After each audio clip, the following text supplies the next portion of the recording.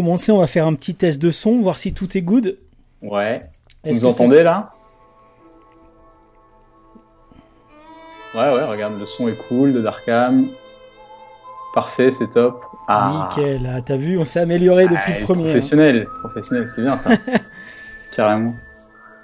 Donc comment ça va, Simon? Bah ça va. Un petit peu stress là pour le début du live, je pense comme toi quoi, mais ça va, sinon c'est cool, hein. Et toi? Ça va? Écoute, ça va, j'ai toujours un peu stress, c'est ce qu'on se disait, je me dis, les mecs qui font ça en direct à la télé, ça doit être un truc de taré quoi. Donc aujourd'hui c'est la sortie du chapitre 2 de Moutafukaz 86. Toi t'as eu des retours, Simon, par rapport au premier? Ouais, moi j'ai déjà eu des petits messages là, des petits MP sur Insta en disant que les gens ont l'air d'apprécier ce qu'il y a dans le chapitre 2. Alors on va pas tout spoiler quoi, mais les petites scènes d'action, les petits moments un peu plus calmes. Ouais, c'est bien, ça fait plaisir, ça motive. Ouais, déjà dans le chat, je vois qu'il y a des gens qui s'étonnent quand Angelino a des cheveux, donc j'imagine que tout le monde n'a pas lu le chapitre 1 de Moutafukaz 86. L'idée c'est que là on va faire on va reparler vite fait de la genèse que vous connaissez peut-être ou pas d'ailleurs, mais on va la refaire très rapidement et ensuite on va vous montrer un petit peu comment on a procédé globalement, c'est-à-dire qu'on va montrer des images qui nous ont servi de présentation, des intentions et aussi du storyboard. Donc ceux qui n'ont pas lu Moutafukaz 86, le chapitre 1, il y aura, je pense, à un moment donné, il faudra peut-être pour pas vous spoiler, fermer les yeux et boucher les oreilles. ouais, parce que clairement il risque d'y avoir du spoil pendant le stream quoi, donc voilà. Mais c'est un peu à vos risques et périls quoi. Sinon on va démarrer tranquillement et puis quand on estimera qu'il peut commencer à y avoir du spoil, on vous dira attention, là ça va spoiler un peu le chapitre 1. Par contre, vu que le chapitre 2 est sorti aujourd'hui, on va pas spoiler le chapitre 2 du tout. Ouais, on va essayer d'être le plus prudent possible pour pas trop vous gâcher la suite de l'aventure. Et ben c'est parti. Bah écoute, Simon, alors du coup moi je refais la genèse rapide. En gros, on vous l'a dit là sur le premier stream, Mouta 86 ça a commencé un peu comme une blague sur Red Dead Redemption. Simon et moi on est des joueurs de Red Dead Redemption. Fut un moment où on était des gros joueurs, mais piètres joueurs malgré tout. Pas trop changé, ça changera pas. Ça n'a pas changé. Et du coup, nous est venue l'idée de développer l'univers de Moutafukaz parce que Simon avait mis sur les réseaux sociaux une image de Moutafukaz justement pour célébrer la sortie du film. Et je lui avais proposé rapido, je lui avais dit tu serais chaud pour faire Moutafukaz, mais à l'époque on parlait pas de Moutafukaz 86. Et c'est comme on était dans Red Dead le même jour justement où on parle de ça, on se dit mais ça serait excellent de faire ça dans l'Ouest sauvage quoi. Donc ça a démarré un peu comme une farce et puis petit à petit Simon est arrivé avec des premiers croquis et là je me suis dit merde, ça commence à devenir sérieux. C'est peut-être bien un projet qu'on va faire en fin de compte. Ouais. Bah du coup on va vous montrer, pendant qu'on crâne un peu, pendant qu'on vous parle de tout ça, on va un peu illustrer le propos. Donc là, j'ai commencé. Moi, c'était le premier truc que j'ai commencé sur le projet, quoi. C'était les premières recherches sur Angelino. Ouais. Moi, je me souviens, quand j'ai vu les premiers Angelino arriver, j'ai fait il y a des cheveux comme ça.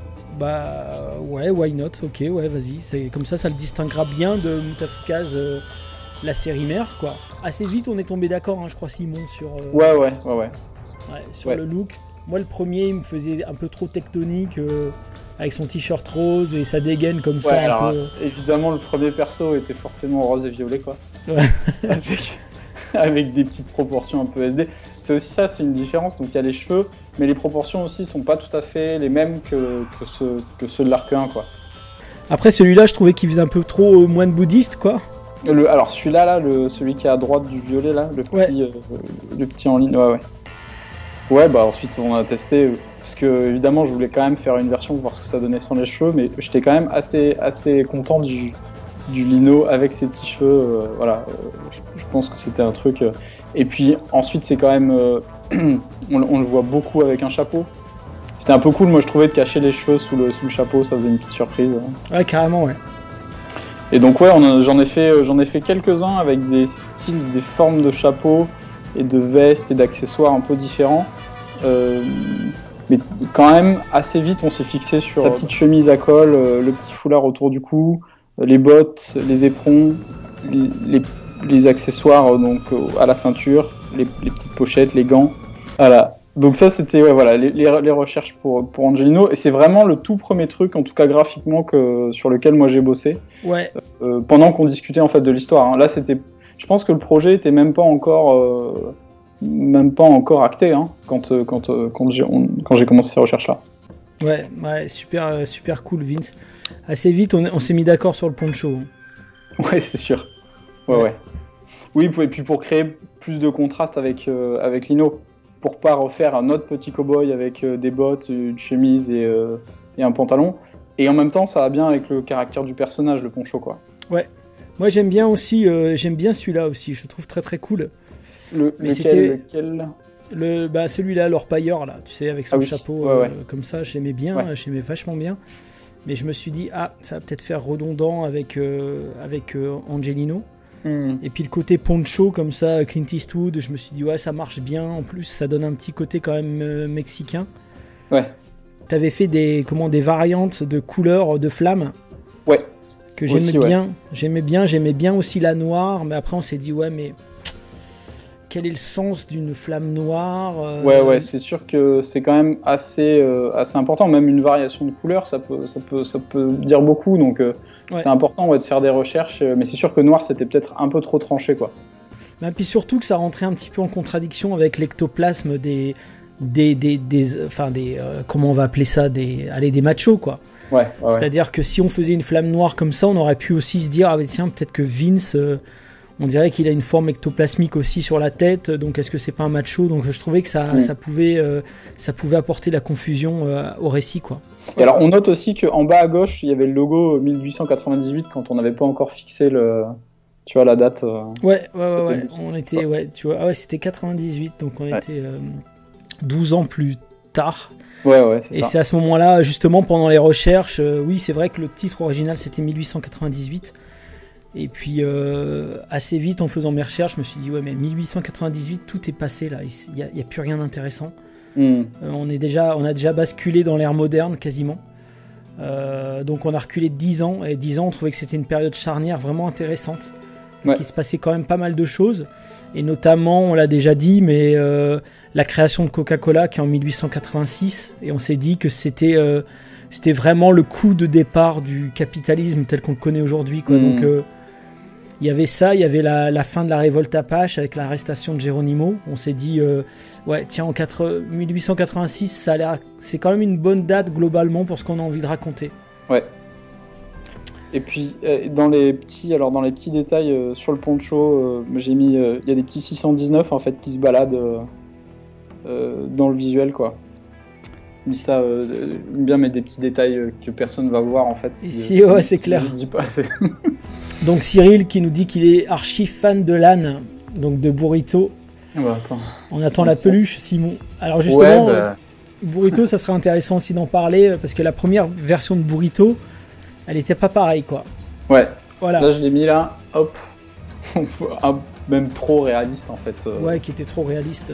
Donc, moi, je me suis dit, ton âne, il est super cool, mais on va pas s'y attacher, quoi. Parce que pour moi, Burrito, c'était vraiment le troisième personnage, quoi. C'est-à-dire qu'il y avait Vince, Angelino et Burrito, et du coup, s'il était trop réaliste, je trouvais que à la limite il faisait peur, quoi, tu vois. Donc je lui ai dit, mec, fais un truc beaucoup plus simple. Et moi j'avais en référence les Moumines et j'ai tracé vite fait un croquis. Ouais, il faudrait qu'on remette la main dessus parce que c'était, je sais plus, c'était pendant une séance de correction ou même de la première page, je sais plus, mais c'était En fait, en 2 secondes, il a fait genre le petit croquis avec le bout du nez rond et tout, c'était parfait quoi. Et du coup, j'ai repris ça Ouais, moi dans j'avais le vraiment fait un design de truc. l'âne quoi. J'ai vraiment fait un truc à l'arrache. Et même j'étais un peu gêné parce que je me suis dit non, mais ouais, mais reprends pas ça, refais quand même un truc. J'ai repris direct, c'était trop bien, j'ai fait ouais, c'est bon, c'est vendu. Ensuite, on a aussi évidemment, il y a des personnages un peu iconiques qui reviennent. Je peux peut-être montrer Maccabée. Ouais, Bruce Maccabée, ouais, tu peux. Tac. Voilà. Et en fait, je me demande si on n'avait pas. Attends, est-ce que j'avais pas une autre version plus ancienne? Ah non. Voilà. Donc, alors, c'est, on le voit. Hein, on a repris les codes en fait de Maccabée tout en blanc. Alors moi, j'ai pas fait complètement blanc, c'est du blanc cassé avec des différentes teintes pour les différentes parties du personnage, mais blanc avec son pistolet en or. Et les traits quand même, la mâchoire carrée, les yeux rouges, assez caractéristiques. Pour celui-là, je pense que je me suis même plus inspiré du film. Du film, ouais. Du film que de l'arc 1, quoi. Le chapeau, tout, quoi. Enfin, c'est sûr que là, quand on bosse les persos, moi j'aime bien faire une petite recherche avant de les faire directement dans les pages. Et même quand c'est un peu du luxe, hein, mais d'avoir le temps de faire un petit turn ou une petite version avant-arrière. C'est hyper pratique en fait. Ensuite, moi, ce que j'ai fait, c'est que toutes ces pages-là de personnages, je me les suis imprimées et elles sont devant moi. Elles sont épinglées devant mon bureau, quoi. Donc j'ai toujours les persos, tout le line-up sous les yeux quand je les dessine. C'est hyper pratique. Et ce que tu disais aussi sur les décors et tout. En fait, donc moi, je suis à Montpellier et en faisant les recherches, en tout cas sur la région dans laquelle se passe l'histoire de Muta 86.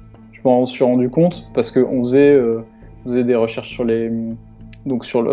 l'arrière-pays, sur le type d'arbre qu'il y avait, sur le type de végétation. Et en fait, comme tu disais, c'était assez méditerranéen en fait. Moi, je me rends compte que la garrigue que j'ai chez moi, il y a plein d'espèces qu'on retrouve là-bas, que les Joshua Tree, en fait, on en a ici aussi, genre à mon arrêt de tram, enfin des trucs où en fait on n'est pas si loin du récit, quoi. Enfin, c'est assez rigolo de retrouver des références à côté de chez soi et qui aident aussi pour ancrer le récit dans quelque chose d'un peu réaliste et d'un peu concret, quoi. Carrément. Et en plus, tu me disais qu'il y avait des westerns qui avaient été tournés justement dans ta région. Ouais. En fait, donc, alors, je vais être un peu nul en date, mais c'était au début du 19e. C'est Buffalo Bill qui faisait une tournée en fait mondiale de shows western. En fait, donc il avait toute sa caravane et il se baladait dans toutes les grandes capitales pour faire des shows reconstituant des chasses de bisons, des attaques de natifs et de cow-boys. Et en fait, il a embauché des mecs de la région, donc c'était vraiment au début du 19e, qui vivaient en Camargue, en fait, qui savaient monter à cheval et qui étaient assez bons pour le show, pour bosser dans son show. Et en fait, ces mecs-là qui ont été embauchés, quand ils sont revenus ici, dans la région de Montpellier, en Camargue, ils ont tourné les premiers westerns, en fait. Vraiment les tout premiers westerns en noir et blanc, dans la mer de Sable, qui est une région pas loin de Montpellier, pas loin de la Grande Motte.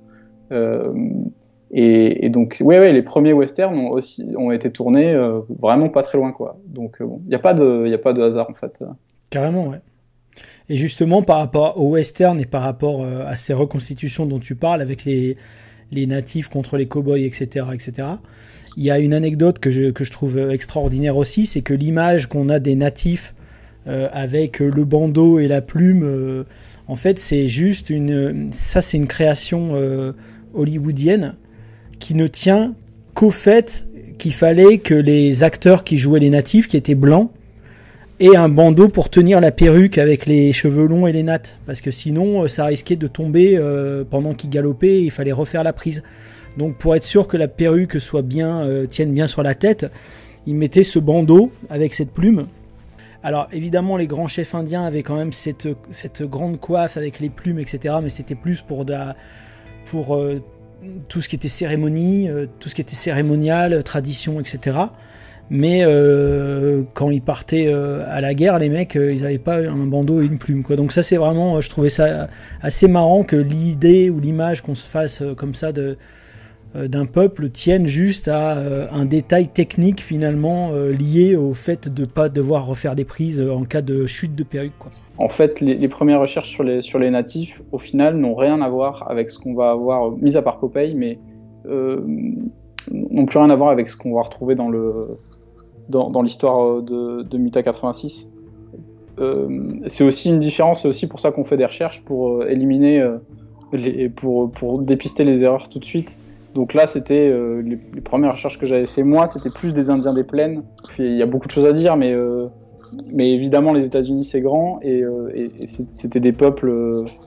On parle des natifs comme si c'était un seul peuple, mais c'était énormément de. Oui, c'était beaucoup de peuples. Là, ouais. la première version de Simon, c'était beaucoup plus des peuples, on va dire des tribus de natifs, type Cheyenne, Lakota, Sioux. Ou Iroquois, là tu vois par exemple le personnage là il a une coupe un peu iroquoise, mais eux c'était plutôt proche du Canada, c'était plus vers l'est, tandis qu'en Californie ils étaient pas du tout comme ça. En Californie ils ressemblaient un peu plus aux Aztèques en vérité. Donc peut-être est-ce que je peux montrer 2-3 images juste pour montrer les refs, même si on n'est pas resté, parce que nous l'idée c'était pas non plus de mettre en scène un peuple en particulier ou une tribu autochtone en particulier. On voulait créer quelque chose, on voulait pas non plus parce que l'idée, si on avait dit par exemple ok on veut faire des Yokuts, on veut faire des Miwok, on veut faire des Chumash, ben, c'était qu'on était vachement fermé, on pouvait pas vraiment faire ce qu'on voulait. Et même pour tout ce qui est langage et tout, on a dû se débrouiller pour leur inventer un langage entre guillemets visuellement, parce que moi j'aurais adoré traduire les dialogues quand ils se parlent entre autochtones. J'aurais voulu vraiment les traduire dans la langue, dans leur vraie langue, mais c'est juste impossible à trouver, quoi. Ou alors, puis j'ai pas les contacts, donc voilà, ça s'est pas fait, quoi. Mais par exemple, voilà les Miwok, ça c'est une tribu californienne, donc qui ressemblait un peu plus à ça. Ouais, c'est vraiment complètement différent de l'idée qu'on peut avoir, parce que aussi évidemment le western, on le voit, nos références c'est le cinéma, quoi, et quasiment exclusivement ça, le cinéma et la BD, et qui présente le plus souvent des Indiens des plaines en fait. Ouais. Peu importe la région en fait dans laquelle se passe le film, en général, c'est toujours le même stéréotype de natif des grandes plaines. Voilà, et c'était pas des tentes tipis, c'était plutôt des huttes comme ça, avec des grandes huttes pour toute la famille, ou parfois des huttes un peu plus individuelles.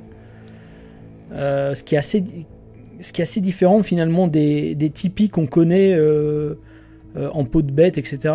Ouais, c'était important de pas tomber non plus dans les stéréotypes et de faire un peu de recherche sur ça.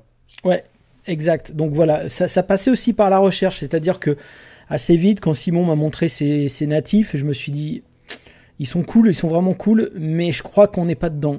Je crois qu'en Californie, ils n'étaient pas comme ça. Et on a énormément de références de Sioux, de Cheyenne, de Lakota, etc. On en a très très très peu finalement de...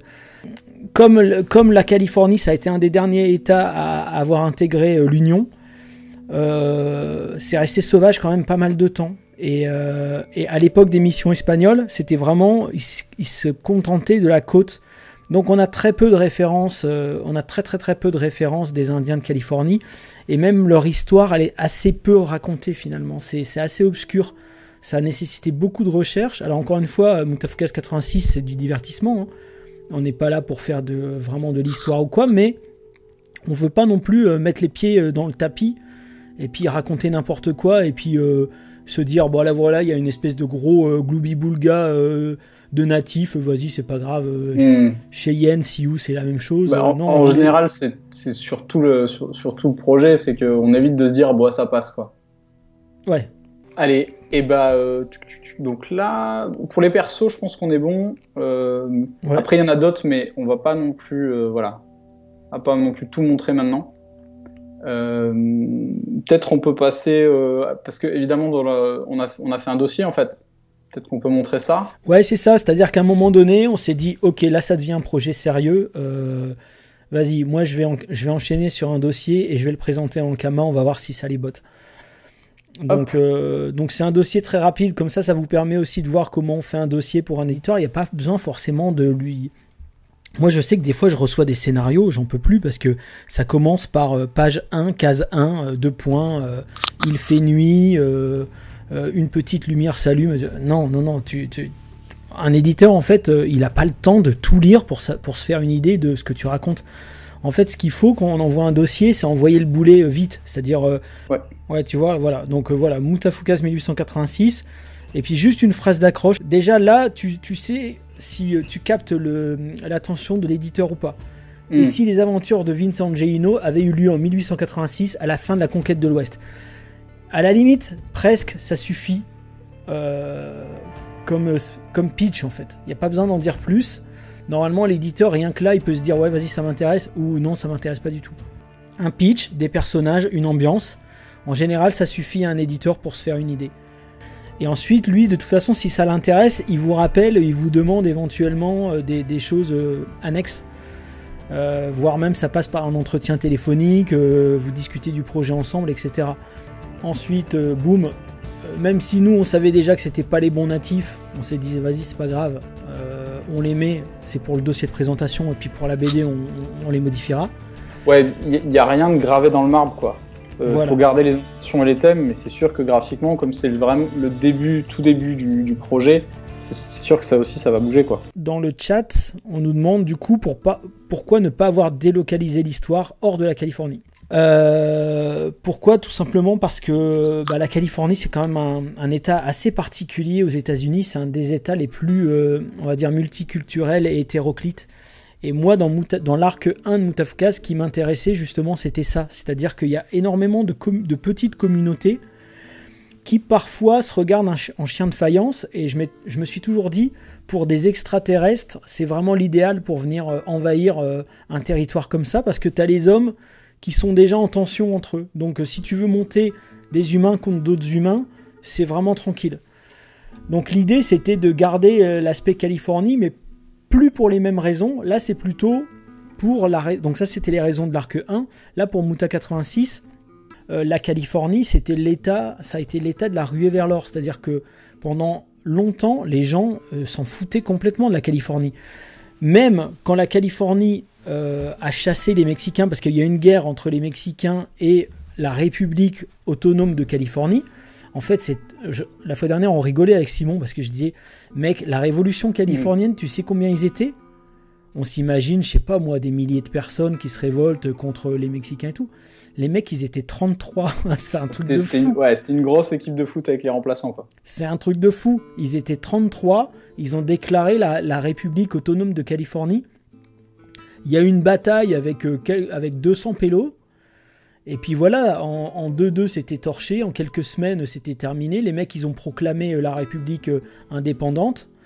Et les États-Unis, ils voulaient même pas ratifier. Les États-Unis, ils s'en foutaient. Ils se disaient, ouais, cet État, c'était pas leur priorité. C'est eux qui ont fait les démarches pour se rattacher aux États-Unis. Et en fait, c'était un État finalement assez hostile, parce que désertique, parce qu'il y avait rien. Et c'est parce qu'ils ont découvert de l'or qu'à un moment donné, les gens sont devenus fous et que tout le monde est venu vers la Californie. Mais quand on dit tout le monde, c'est vraiment tout le monde, c'est-à-dire des travailleurs chinois, les Italiens, les Irlandais, les gens du Sud, les gens qui avaient été humiliés par la guerre de sécession, les gens qui voulaient faire du business, toute une population qui ne pouvait pas se blairer, se sont retrouvés. La Californie, sa population, elle a augmenté de manière exponentielle très très vite. Mais voilà, ouais. C'est pour ça qu'on n'a pas voulu transposer. Et alors aussi parce que donc c'était annoncé comme une relecture de l'arc 1 et on voulait garder, en tout cas, moi je voyais, quand on a parlé western, moi je voyais très bien la transposition de l'hôtel du Santa Teresa, de plein de lieux emblématiques Et rester dans cette région-là, c'était important aussi pour la continuité, quoi, pour la transposition. Et comme tu disais, la Californie, c'est l'État, c'est la dernière frontière en fait. Après il y a la mer. Ouais, c'est vraiment le. Après, ça a été l'espace, l'ultime frontière, mais là, c'est pour le coup, pour l'époque, c'était le bout, quoi. Et c'est passionnant, quoi. Et puis même, comme tu disais, pour y être allé, c'est une terre qui est tellement contrastée en tout, hein, que ce soit géographiquement, au niveau urbain, au niveau population, c'est fantastique, quoi, comme bouillon de culture, et c'est hyper explosif, quoi. Donc ça encore une fois, c'est très fictionnel en fait. Ouais. Là, j'ai mis donc dans le dossier, la dernière page du dossier, c'est une page test que j'ai fait vraiment au début. Moi, mon objectif quand je l'ai fait, c'était de la faire de manière réaliste, c'est-à-dire se dire, je la fais en une journée, pour pas passer trop de temps sur la page et ensuite donc faire une page très très belle, mais qui serait pas réalisable. C'est vraiment en jeu vidéo, on appelle ça une vertical slice, c'est-à-dire c'est un échantillon de ce que va être le produit final, mais de façon crédible. Donc pas passer trop de temps en fait sur l'ancrage, sur la couleur, et pour pouvoir tenir le rythme ensuite une fois que le projet est signé, qu'on a 160 pages à tomber comme ça. Donc une fois que le dossier est validé, on continue un peu, on va dérouler chronologiquement. Run écrit le scénario, et en même temps on commence à discuter de qu'est-ce qui va se passer dans le chapitre 1. Et moi, le taf que je fais une fois avoir fait les recherches de perso, c'est que je commence à faire des sketchs de scènes en fait que je vois un peu emblématiques de découpage, avant même d'avoir l'histoire, avant même d'avoir le script. Alors ça, je pense que c'est chacun sa façon de faire, hein, quand tu bosses, tu fais des recherches ou quand tu bosses tes pages. Mais moi, j'aime bien ça. Je sais que j'ai des images de scènes que je vais sketcher rapidement et qu'ensuite je vais intégrer dans les pages. Et puis ça aide aussi Run quand il écrit à se dire ah bah ouais tiens.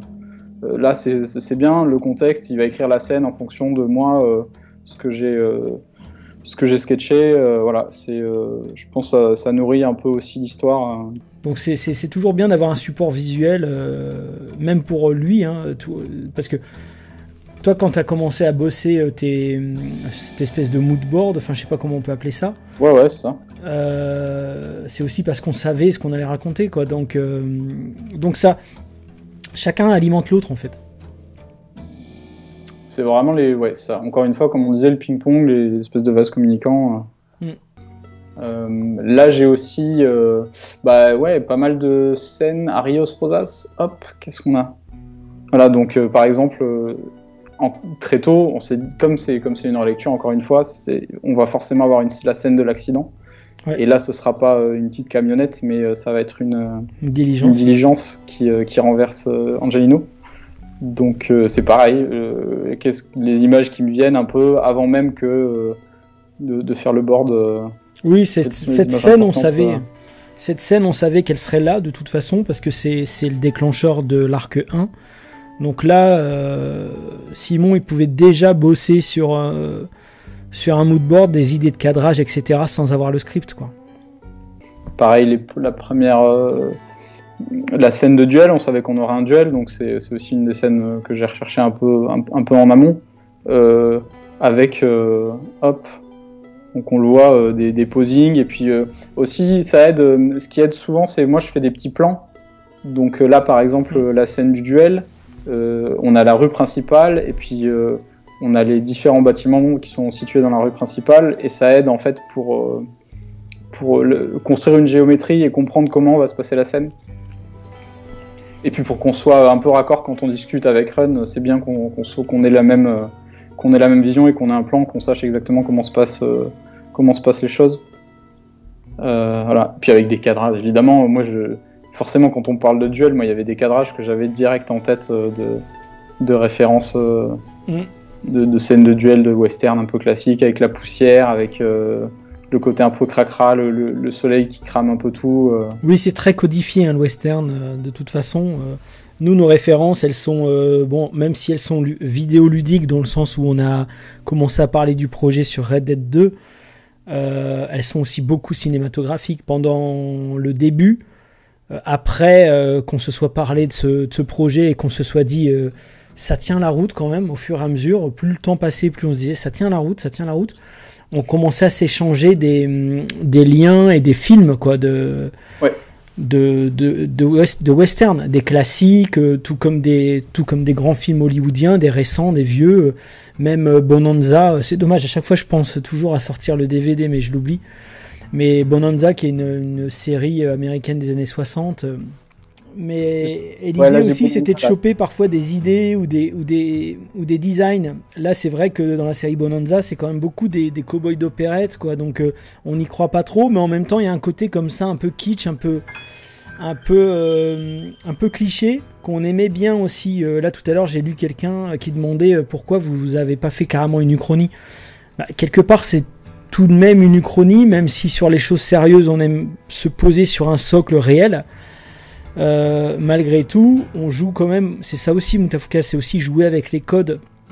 Donc ça, c'est toujours intéressant pour avoir des refs et puis pour pouvoir effectivement nourrir notre histoire et le graphisme de Simon, quoi. Ouais. Et puis on a pris, c'est ça, il y a un des persos qu'on a récupéré de Bonanza qu'on a intégré dans la BD.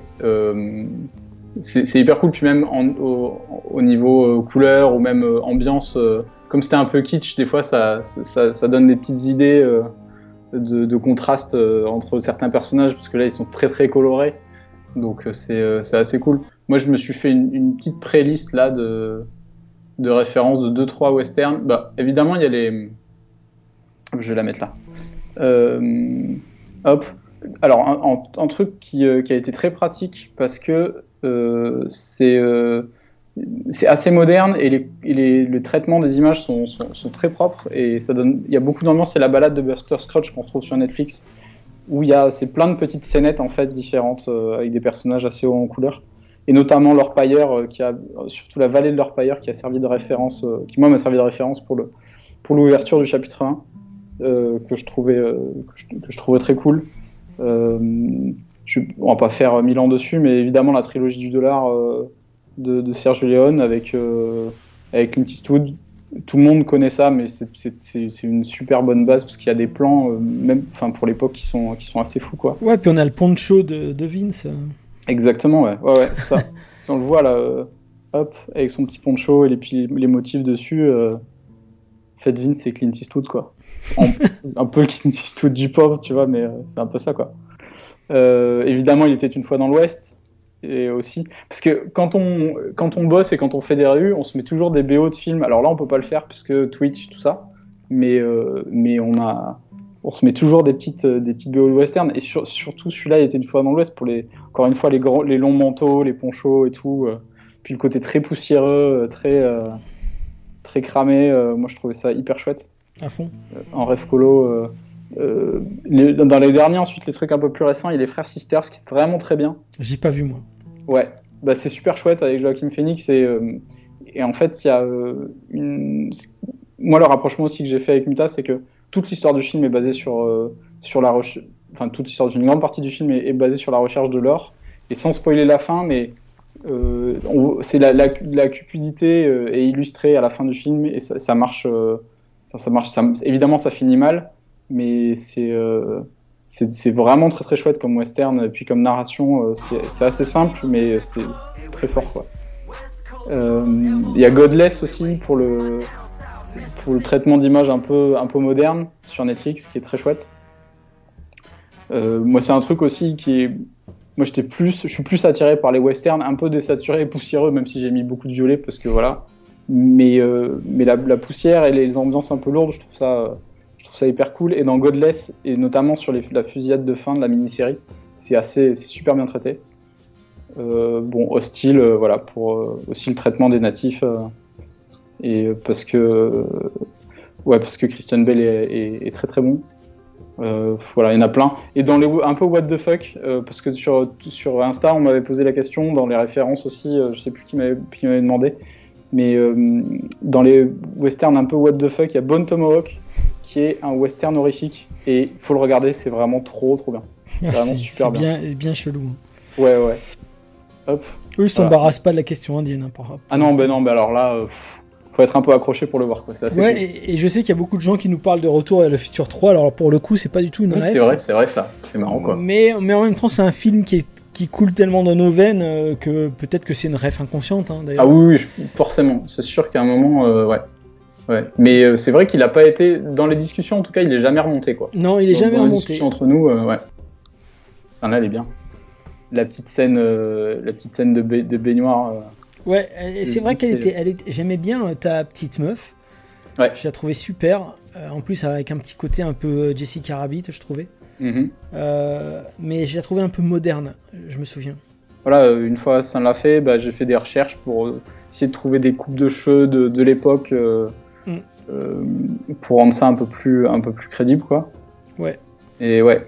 Et en plus, en Californie, à l'époque, il y avait une femme pour 10 hommes. Ouais, c'était compliqué. Hein. C'était compliqué, ouais. Et puis, si on continue un peu chronologiquement, après, il y a le script et puis le storyboard en fait du chapitre 1. Une fois que le script est écrit. Donc, on passe sur ça, du coup, je montre. Ouais, alors, bon, là, ceux qui n'ont pas lu le chapitre 1, ça va forcément spoiler parce qu'on va passer en revue. Bon, on va pas s'attarder non plus dessus comme des tarés, mais on va quand même regarder l'ensemble du storyboard. Donc, c'est... Alors, je sais pas comment tu veux faire ça. Est-ce qu'on commente un peu Ouais, alors, là, au début, Burrito, je crois qu'il était encore réaliste à ce moment-là. Ouais. L'idée, c'était de commencer avec un paysage un peu désertique et raconter une histoire qui se passe en pleine mer. Je trouvais ça plutôt original comme façon de commencer. Et en plus, dans l'arc 1 de Mutafukaz, les personnages regardent la télé. Et du coup, l'équivalent de regarder la télé en 1886, on s'était dit que ça pouvait être bien que ça soit lire, donc la littérature. Et très vite, je me suis dit, tiens, Vince, il sait lire. Et Angelino ne sait pas lire. Donc Angelino est analphabète.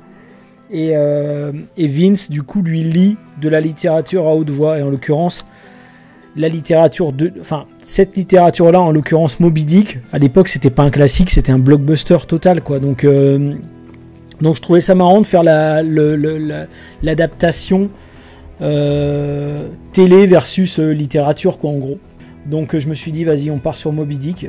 Mais là, moi, ça me paraissait important d'ouvrir le chapitre et l'histoire sur un décor un peu qui prenait en tout cas qui prenait l'ensemble de la page, parce qu'on peut voir qu'il passe derrière les cases en fait et qu'on a les cases par-dessus le décor. Et après aussi, pourquoi Moby Dick? Parce que dans la méta de Moby Dick, il y a quelque chose qui nous intéressait vachement, qu'on dévoilera au fur et à mesure, et après comprendra qui voudra, mais il y a un truc qu'on trouve vraiment intéressant dans ce récit et qu'on voulait retranscrire au travers de Mutafukaz 86.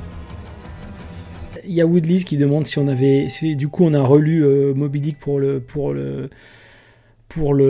coup. Non, en fait, on l'a écouté. On se l'est réécouté en audio-livre. Ouais. On l'écoutait en bossant sur le projet, Ouais. Mais là, l'idée, c'est plus de poser les textes, poser les scènes, poser les plans. Et puis ensuite, tout s'affine. C'est-à-dire que Simon, il affine de son côté et moi, j'affine du mien. Et de temps en temps, on se donne des rendez-vous pour un peu confronter les deux versions, quoi. Donc là, il y a l'arrivée du bad guy, et on note que, en fait, même dans la page précédente, je réutilise des cases, en fait, comme celle avec la main, avec la pépite, qui est plus dessinée que les autres. Ouais. Des cases que j'ai sketchées avant, pendant l'écriture du script. Donc c'est cool, ça fait un peu puzzle, ça fait un peu cuisine, où on réutilise à droite à gauche des éléments qu'on a déjà. Les textes étaient quand même bien pourraves, en plus j'étais bien crevé à ce moment-là. Mais ça, c'est ça qui est cool, c'est que on sait que c'est une base et qu'on va les rebosser. Moi j'aime beaucoup ça en fait, le fait de pouvoir, que rien ne soit figé, qu'on puisse rebosser les textes, les punchlines, les dialogues et tout, c'est hyper cool, quoi. D'ailleurs moi je trouve que les scénaristes qui sortent une version, qui l'envoient au dessinateur et qui n'y retouchent plus après, je trouve que c'est vraiment pas une bonne façon de travailler parce que de toute façon, c'est un travail de collaboration, une bande dessinée. Donc de toute façon, le dessinateur met aussi de lui. Et parfois, il y a aussi des petits trucs à régler, par exemple, entre le scénariste, comment il imaginait la scène, et le dessinateur, comment il a retranscrit. Bah, peut-être que le texte, il marche un peu moins bien sur... Donc normalement, le dessinateur doit servir le propos et le scénario, mais ensuite le scénariste doit revenir sur ses propres textes pour adapter ses textes au dessin que le dessinateur lui a donné, quoi. Donc c'est une espèce de matière première en mutation constante jusqu'à arriver vraiment à 4 jours de l'envoi imprimeur où là, bam, c'est figé. Ouais. C'est ça en fait qui nous arrête, quoi. C'est les délais d'impression, quoi. Et là, on continue pareil avec la réutilisation. Donc là, on a la première case en haut à gauche qui, au final, dans le bouquin, va se transformer en double page. En double page, ouais. Ouais. Bon, moi, j'avoue que quand il m'a dit j'ai envie de faire une double page, je me suis dit, on a que 32 pages. Mais je me suis dit, vas-y, allez, fais une double page. C'est Rios Rosas, t'as raison. En plus, on a un plan comme ça, machin. Puis peut-être qu'on redensifiera un petit peu au milieu, quoi. Mais voilà, c'était une bonne idée aussi de commencer sur une double. Ouais, puis moi je me suis dit ça va être cool. Alors la double page avec le titre en gros Muta 86, c'est très cinématographique. On avait une espèce de scène, une pré-scène d'ouverture, quoi, une scène pré-générique, même pas pré-générique, mais et là on arrive vraiment, on commence le chapitre sur cette double page. C'est cool avec la présentation de la ville. Après le reste des cases, voilà, c'est ça a pas trop changé, mais voilà. Puis on voit Lino qui va aller vendre sa petite pépite. Hop. Alors du coup, pour aller vendre la pépite, moi c'est pareil, je me suis dit, attends, elle pèse combien la pépite là à ton avis? Parce que moi, une pépite d'or, quand je l'ai écrite, je l'imaginais beaucoup plus petite, et là il me fait carrément une patate, quoi. Donc je me dis, bon, la main de Lino elle est quand même pas grande, donc c'est peut-être, bon c'est plus gros qu'une cacahuète, mais du coup je me suis creusé la tête, je suis allé voir les pépites d'or, etc. Je me suis dit, non putain, il y en a quand même des grosses. Bon, c'est étonnant qu'à l'époque il soit pas tombé sur celle-là, mais why not? Angelino il a quand même un truc spécial, donc et du coup on a commencé à spéculer pour savoir combien elle pèserait, donc on est arrivé à une idée, on s'est dit bah, regarde celle-là, j'envoyais des photos sur Google, je disais regarde celle-là elle pèse autant, 80 grammes ou quoi, ça a l'air d'être à peu près la bonne taille et tout, puis ensuite je suis allé voir le cours de l'or. Ouais. Je sais que j'ai la référence là, j'ai le tableau du cours de l'or et du cours du dollar. Pour être sûr de pas... Parce que $1 à l'époque, c'est, je sais plus, je dirais une bêtise, mais genre peut-être $100 aujourd'hui. Bon, mais ça va jusque là, quoi. Non, mais tout était bon, hein, c'est-à-dire que là, par rapport à ce qu'on a fait, je crois que la pépite, elle fait 80 grammes, un truc comme ça. Ouais. Et il récupère $41, je crois. Et $41 à l'époque, c'est l'équivalent de 2000 € aujourd'hui, quoi. Donc c'est plutôt pas mal. Donc, mais tout ça, c'est des petites recherches. Alors les gens vont pas se dire ah ouais excellent, ils ont pensé à tout, mais nous ça nous permet d'être un peu plus à l'aise dans ce qu'on raconte, parce qu'effectivement quand j'ai vu $41, je me suis dit putain mais c'est que dalle. Puis après on repasse à un convertisseur et on se dit ah ouais non mais c'est l'équivalent de 2000 € quand même. Non, c'est pas mal. Ils se mettent bien là, 2000 €, ils sont tranquilles, quoi. Il y a Woodley qui demande si on a fait du roleplay Lino Vince pour être sûr que ça matche bien. On fait du roleplay sur tous les persos, de toute façon. Ouais. On se relit les dialogues, on les joue un peu et tout pour voir si ça fonctionne avec le ton. Ouais. On fait un peu ça, on fait bien ça, ouais. Hop, voilà. Donc là, l'arrivée, pareil, la petite case de décor avec l'arrivée à l'hôtel au Santa Teresa. Hop. Ouais, moi j'aimais bien l'idée. C'est un des trucs qui m'a vraiment donné envie de d'écrire toute cette scène-là, c'était de me dire ah putain, parce que là maintenant ça nous paraît normal, Simon, mais je me souviens que quand je l'ai dit, ce serait excellent que l'hôtel Santa Teresa ce soit un saloon et que ça reprenne l'angle de la rue et tout. Maintenant, voilà, quand on voit ça, on n'y prête plus attention, mais c'est un truc qui nous avait vachement motivé à l'époque quand on a trouvé l'idée, quoi. Ouais, et puis reprendre, c'est le même vitrail en fait qu'on retrouve dans l'arc 1 et dans le saloon, donc remettre des détails comme ça aussi graphiques où tu vas faire ah ouais, quand tu relis les deux, tu te dis ah ouais, il y a ça aussi. Ici, c'est vachement important. Voilà. Donc, Alors là, ton personnage, il faisait très Cthulhu, je m'en rappelle. Ah oui, c'est vrai, avec ses tentacules. Je le trouvais bien, mais je me disais, c'est pas tout à fait ça. Dans Mutafukaz, l'arc 1, c'est les ombres qui font que Angelino distingue les machos des êtres humains, entre guillemets, normaux. Et on s'était dit, ça serait quoi l'équivalent au début du siècle, quoi.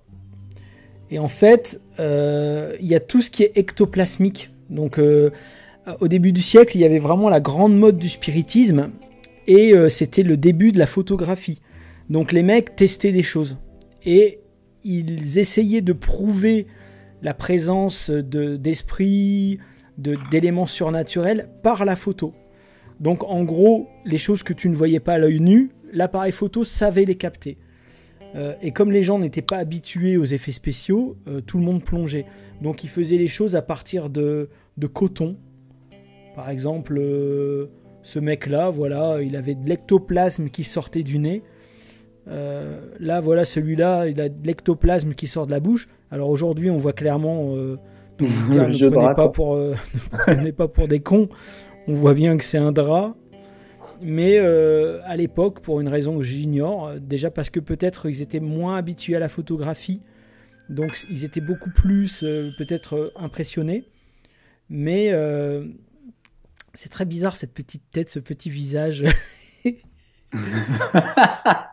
Ouais, c'est bien creepy, quoi. Voilà. Et donc l'idée, c'était, donc j'avais dit à Simon, pour continuer à être dans le référentiel 1886, il faudrait que ça soit plutôt de l'ectoplasme qui sorte du nez et de la bouche des machos, mais par contre pas d'ectoplasme blanc, mais plutôt de l'ectoplasme noir. Ouais, donc un mélange ectoplasme, pétrole, mais quand même un peu vaporeux, c'est ça, bien. Donc c'était un peu casse-tête à trouver, quoi. Trop bien. Ouais. Ouais, le rendu est cool au final dans la page à la fin, je trouve ça marche bien. Ouais, carrément, ouais.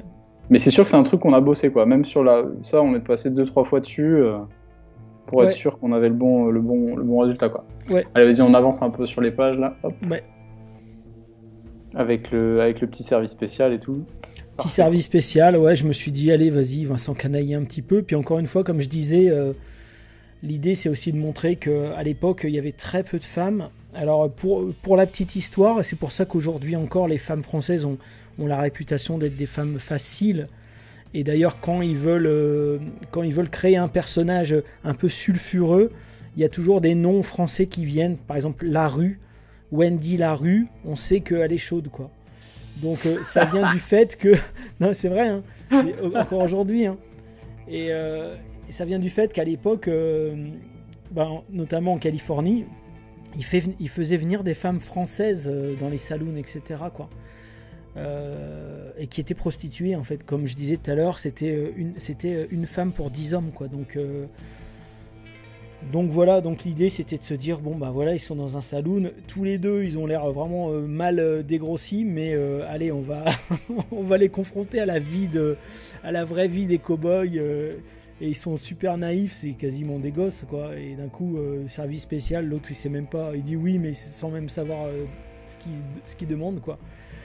Donc voilà, c'était un petit peu ça l'idée, c'était de mettre leur naïveté, de confronter leur naïveté au système de l'époque, quoi. Donc c'est le... Alors là, en fait, c'est au début, le board est un peu bien dessiné et tout, et puis ensuite, dès que tu passes la moitié, ça devient n'importe quoi. Ouais, mais encore, il est bien, là, je trouve. Voilà, donc là, page de droite où ils vont aller un peu claquer leur argent, quoi. Ils vont à l'épicerie, ils vont faire... Alors, même les 3 cases, enfin, ces cases-là, cette page-là, elle a beaucoup bougé, parce que même... alors, dans la version finale, ils se prennent en photo. Et même ça, c'est arrivé tard, quoi. Ouais. Ils se prennent en photo chez le photographe, mais même avant ça, en fait, cette case-là n'existait pas. C'était, ils passaient devant l'hôtel, ils passaient devant la boulangerie. Enfin, ça a beaucoup bougé, toute cette page-là qui illustre en fait la belle vie, quoi. Ouais. La belle vie qu'ils ont. Là, ils sont au maximum. Ouais, puis ils découvrent le monde moderne, entre guillemets, quoi. Ils découvrent la cigarette aussi. Ouais. Ça, c'est un vrai truc, hein. C'est vrai qu'à l'époque, on pensait que la cigarette avait en tout cas que le tabac avait des vertus protectrices contre la tuberculose, quoi. c'est toujours bien de resituer un petit peu et de faire en sorte que le mec se dise pas attends, qui est-ce qui parle là, où sont les personnages, etc. Ça, c'est toujours des petites adaptations aussi qu'il faut faire au fur et à mesure, quoi. Ouais, et puis moi, c'est des réflexes que j'ai, enfin, parce que j'ai pas encore l'expérience pour ça, mais que j'ai pas, et c'est cool d'avoir le retour de run, tu vois, où faut pas hésiter à éclaircir au maximum le récit pour qu'on capte bien, quitte à rajouter des inserts, des têtes de personnages, des réactions, des choses comme ça. Parfois marquer un enjeu sur une phrase ou. Voilà. Puis là, la scène du duel. Ouais, alors je sais plus qui avait posé la question. Est-ce qu'on s'est inspiré du Dead Eye et de Red Dead Redemption pour faire les petites croix? Oh, je pense qu'il y a de ça, ouais. Ouais, c'était pas conscient. Je crois que c'était pas conscient, mais effectivement, maintenant qu'on en a parlé, je me dis bah ouais. Ouais, c'est parce que c'est un espèce de principe, ouais, où lui il se ralentit, il a une vision d'aigle. Et... Donc ouais, je pense que ça matche ça, quoi. À fond. Hop. Puis alors là, ouais, en tout cas sur la scène du duel, c'est bien exagéré, bien découpé, tous les moments, quoi. Pas hésiter à faire monter un peu la tension et tout, avec la pièce qui vole, le gros plan sur la tête de Lino et tout. Et puis le gros flingue à l'arrivée, l'espèce de grosse vue déformée avec Lino et son flingue devant lui qui fume. Et c'est ce qui nous a aussi inspiré le trailer, quoi, le petit trailer qu'on a fait, quoi. Ouais. Ah, il y a Arnaud qui demande combien d'heures de recherche pour restituer l'historique des natifs. Je t'avoue que ça a été un peu compliqué parce que je compte plus en heures, c'est-à-dire que moi des fois parce que moi aussi pendant que j'écris Mutafukaz 86, je taffe aussi ma propre BD. Mutafukaz Arc 2, donc j'écoute des documentaires en anglais, en français, et puis donc voilà, donc je peux pas dire que c'est vraiment des heures de recherche, c'est juste je me mets dans le bain et puis j'écoute en dessinant, donc c'est plusieurs jours où j'absorbe, et à un moment donné je me dis ok, donc maintenant j'ai 2 pages pour restituer 500 ans d'histoire. Et ouais, c'est ça, pour donc là c'est compliqué, arriver à synthétiser sans faire trop de sans mettre les bons faits, c'est donc là c'est très compliqué, et à chaque fois je suis toujours en doute à me dire peut-être que j'en dis trop, peut-être que j'en dis pas assez, mais en même temps on n'est pas là non plus pour faire des cours d'histoire, donc il faut restituer un petit peu d'histoire de manière à ce que ça reste intéressant, ludique, mais aussi qu'on comprenne les enjeux liés à ce qui va se passer et à ce qu'on lit, donc c'est un équilibre. Bon, des fois c'est vraiment au feeling, hein, là pour le coup, mais en termes de recherche ça a été long, et d'ailleurs je crois que les dernières planches je te les ai filées à la toute fin, hein, je crois, Simon, il me semble. Ouais. Je me sentais pas prêt à te les livrer tout de suite, quoi. Ouais, ça s'est fait en plusieurs temps, pour être sûr. Surtout, bon voilà, on va pas spoiler le chapitre 2, mais il y a un découpage sur les dernières pages qui est quand même assez précis et assez important pour la suite. Donc on pouvait pas trop se planter, ça, puis synthétiser des faits sur très peu de pages, c'est un exercice, faut pas trop prendre ça à la légère, faut pas hésiter à le digérer, à bien le digérer avant de le retranscrire. Ouais, carrément. Donc le système de sortir les histoires chapitre par chapitre marche bien depuis le Baloka. J'imagine que des gens doivent attendre le gros volume relié à la fin aussi. Bah oui, mais j'ai envie de dire tant pis d'une certaine manière, parce que pour moi vraiment, je trouve que ce soit le Baloka, Puttamadre ou Muta 86, vraiment on l'a écrit pour être lu comme ça, quoi. Donc je trouve après que la lecture en intégrale, ça perd quand même beaucoup. Pas de son intérêt, mais de l'expérience de lecture, quoi. Et par exemple, je sais qu'il y a des gens qui découvrent Puttamadre aujourd'hui, après avoir lu Lobaloka. Je suis toujours un peu étonné, parce que je me dis, c'est un peu dommage. Et en plus, ils savent d'entrée de jeu de quel personnage il s'agit. Et moi, ce que je trouvais intéressant avec Puttamadre, quand on l'a sorti en fascicule, c'est que les gens ne savaient absolument pas qui était le personnage, ni dans quelle timeline ça s'inscrivait. Ils savaient juste que c'était un spin-off de Mutafukaz. Ça pouvait se passer après l'arc 1, ça pouvait se passer avant l'arc 1, ça pouvait être n'importe quel personnage. Et je sais qu'à la sortie du premier fascicule, il y avait des gens qui spéculaient sur le fait que ça pouvait peut-être être Vince, ça pouvait peut-être être Bruce Maccabée, etc. etc. Et en fait, au fur et à mesure, je livrais des indices et je trouve que ça... Honnêtement, je trouve que l'expérience de lecture, elle est vraiment... En tout cas, elle a été pensée comme ça et je trouve qu'elle a plus de force comme ça. Donc là, sur Muta 86... Après, c'est vrai qu'on n'a pas encore le recul en termes de vente pour savoir si ça marche bien. Mais on verra au fur et à mesure. L'idée, c'est aussi que chaque nouveau fascicule qui sort va relancer les précédents, quoi. Bon, écoutez, voilà, je pense qu'on a fait le tour. Si de votre côté, vous n'avez pas de nouvelles questions... Ouais, il en reste une ou deux, là. Il y a Max... les pseudos Max GRC qui demande combien de chapitres sont prévus. Il y en aura 5. 5 chapitres de prévus, ouais. 5 chapitres de 32 pages. Comme ça reste quand même une relecture de l'arc 1, on voulait pas non plus s'éterniser. Et on avait fait vite fait, par rapport à ce qu'on veut raconter, on avait fait vite fait une estimation, on s'était dit 5 chapitres c'est bien. On pourra raconter 6, on trouvait qu'il y en avait un de trop. Malgré tout, c'est vrai que si on en avait 6, on aurait pu développer quelque chose qu'on a dû laisser tomber un peu sur la route.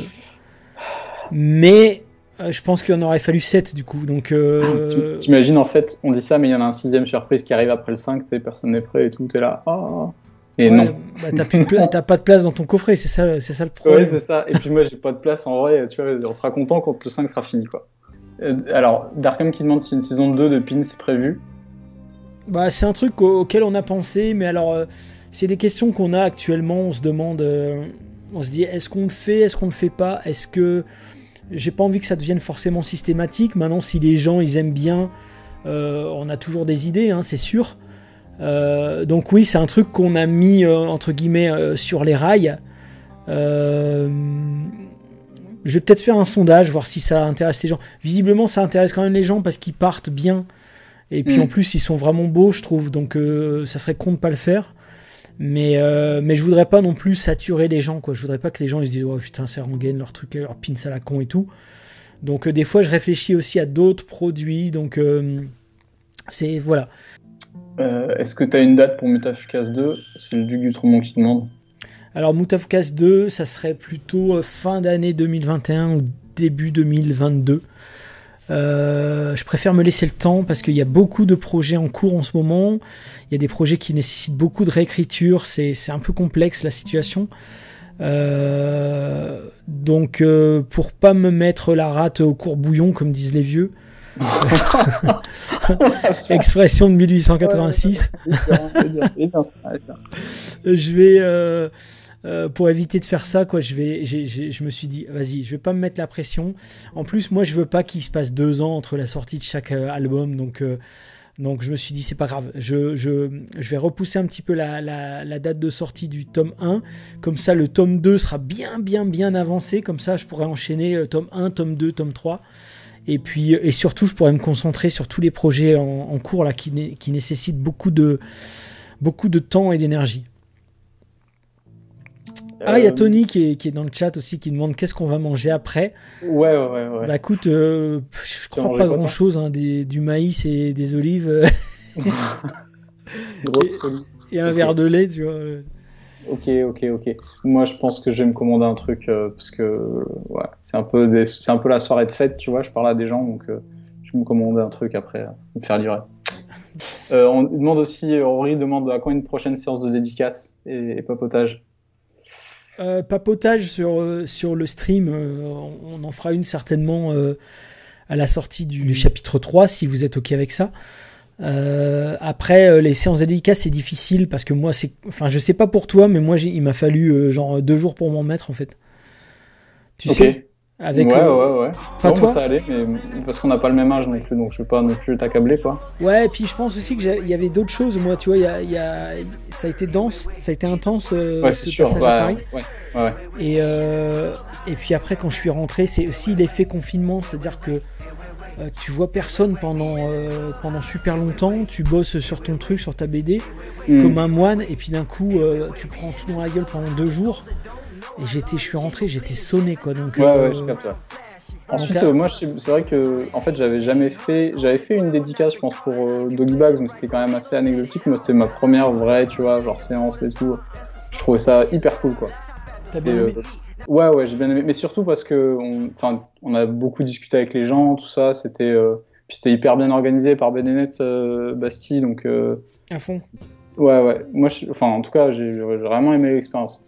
C'est sûr que c'est compliqué de faire ça en ce moment, souvent. Mais moi, je dirais pas non, hein, si on peut en faire une prochaine. Alors, je sais pas si c'est bien, je sais pas ce que vous en avez pensé, le fait de mater ensemble le story et tout, c'est peut-être pas forcément super intéressant pour, en tout cas pour on va dire pour les non-initiés. De toute façon, au fur et à mesure, on affûtera aussi nos petits lives. Hein. Ouais, puis je pense qu'on fera peut-être des trucs un peu différents, parce qu'effectivement, on a présenté toute la partie de préparatoire, on va pas la présenter à chaque fois, donc il faudra qu'on trouve un autre truc à faire. Moi, je trouve que les boards, c'est intéressant. Ensuite, c'est sûr que ça spoil, en fait, donc je pense que peut-être le problème, il est un peu là, quoi. Ouais, c'est ça. Ouais. Je sais pas s'il faudra le refaire. Là, c'était bien pour marquer le coup et peut-être donner aussi l'envie aux gens, et puis aussi potentiellement qu'ils relisent leur chapitre en ayant une vision différente de ce qu'ils ont vu, tu vois. Je pense que c'est intéressant. Tu vois, par exemple, si on n'était pas passé sur le board, j'aurais peut-être pas pensé à parler des ectoplasmes, etc. Donc, ouais, c'est sûr. Peut-être que c'est une manière aussi, je sais plus, tout à l'heure, j'ai vu dans le chat vite fait que quelqu'un disait c'est dommage que vous ayez pas écrit toutes ces anecdotes dans le livre, mais en même temps, c'est toujours la limite entre ce qu'on explique et ce qu'on montre. C'est pareil, à un moment donné, bon, je vais pas en parler tout de suite, mais il y a plein de choses qu'on développe comme thématique, et on aurait envie de bonus et d'articles, etc. et tout, parce qu'il y a, on ne fait qu'effleurer la surface du truc, mais après ça devient vite lourd. Donc la question, c'est toujours de se dire, est-ce qu'on rajoute du bonus, mais en même temps on n'a que 32 pages? Est-ce qu'on essaye de l'évoquer au travers de la BD? Est-ce qu'il y a des... Donc voilà, c'est un équilibre, il faut toujours garder à l'esprit, en tout cas, que c'est Moutafoukaz 86, il faut que ça reste un divertissement, ça reste un truc un peu pop, faut que ça soit cool à lire, et puis on n'est pas là pour alourdir, même s'il y a du travail derrière, historique ou quoi, on n'est pas là pour faire un cours d'histoire, etc. Donc voilà, nous on met plutôt le curseur vers le divertissement, en essayant quand même d'être pas trop con, quoi, c'est ça le truc. D'être assez sérieux quand même dans la façon de le faire, quoi. Voilà, c'est ça. Donc voilà, alors on avait évoqué avec Simon que peut-être le prochain live, on essaierait de le faire depuis Red Dead Redemption, directement. Ouais, j'y ai repensé, je me dis, bon, là on est arrivé à avoir un son correct. Qu'est-ce que ça va être le prochain défi, tu vois, streamer une partie de Red Dead. Je pense que ça peut être marrant, hein. Ça peut être marrant pour le... Faut voir aussi si vous avez des suggestions ou des idées ou des trucs, sujets que vous voudriez aborder, vous pouvez... nous envoyer des petits messages sur les réseaux sociaux ou quoi. Ça nous filera peut-être des idées pour les prochains lives. Ouais, sur Twitter, n'hésitez pas à envoyer des petites suggestions, sur Instagram, etc. C'est toujours cool. Et puis nous, ça nous permet aussi de pouvoir vous proposer des trucs qui sont intéressants pour vous, parce que nous des fois, on se dit ça peut être cool, mais on sait pas à quel point c'est... Nous, on est là, on aime bien se remémorer les vieux souvenirs au coin du feu, quoi, mais c'est sûr qu'il faut que ce soit quand même un minimum pertinent pour vous, quoi. Carrément, là. Il y a Woodlist qui veut un How to Draw Burrito. Bah ok. Ça devrait aller assez vite. Hein. Tu fais une patate, tu mets 2 yeux, une petite corde et un chapeau, c'est bon. Carrément, ouais. Carrément, et nous on est assez réactifs en plus sur les réseaux, donc n'hésitez pas. Et puis, puis on se retrouve dans 1 mois normalement, si tout va bien. Je sais que on peut déjà vous dire que le chapitre 3 n'aura aucun retard, puisqu'il est déjà parti à l'impression. Ouais. Donc on est vraiment dans les temps, là c'est bien. Et puis on essaye de se refaire un live dans 1 mois. Ouais, avec un nouveau défi technique chaque live. Un nouveau défi technique, on va voir si on s'en sort. Bon. Merci à tous. Merci à tous. Et puis je vous laisse avec le trailer. Et puis à très vite. À bientôt. À plus. Ciao.